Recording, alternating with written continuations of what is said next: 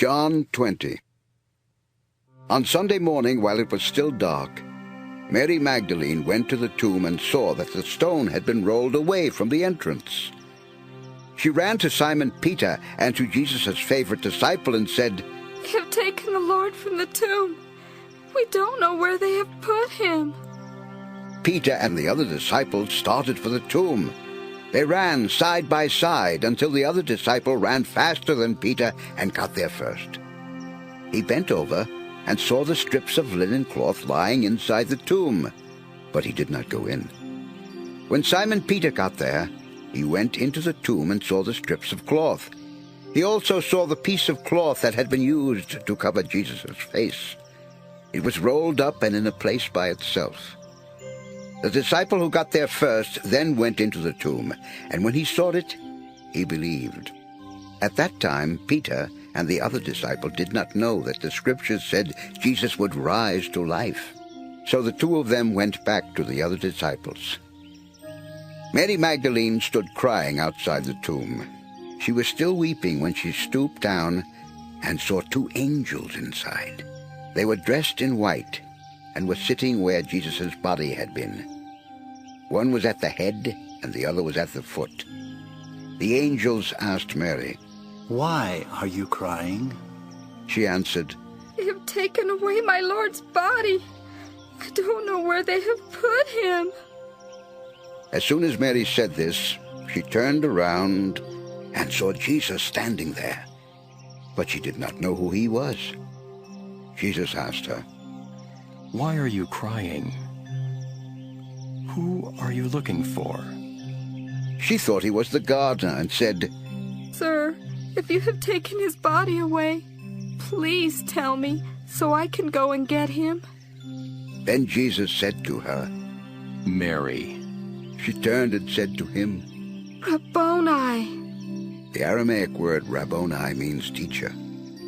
Jesus told her, "Don't hold on to me.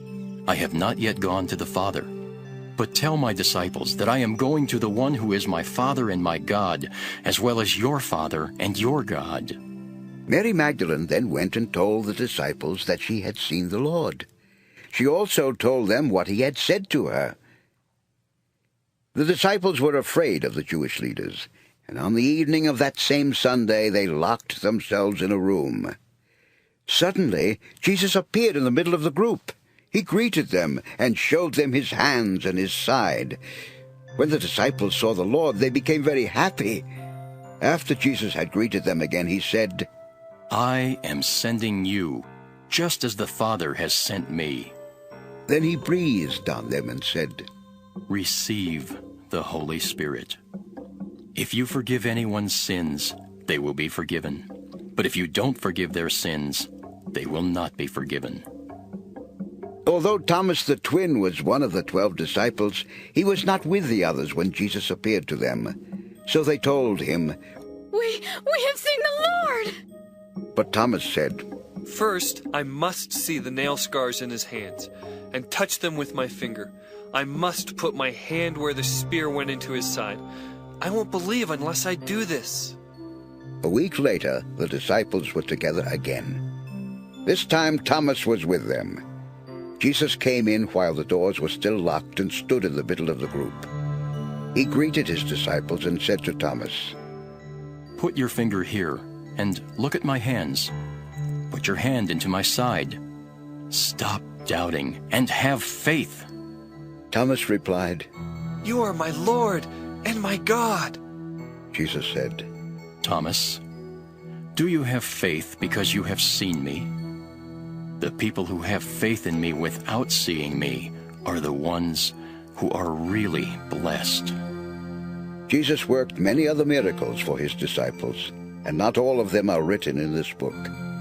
But these are written so that you will put your faith in Jesus as the Messiah and the Son of God. If you have faith in him, you will have true life.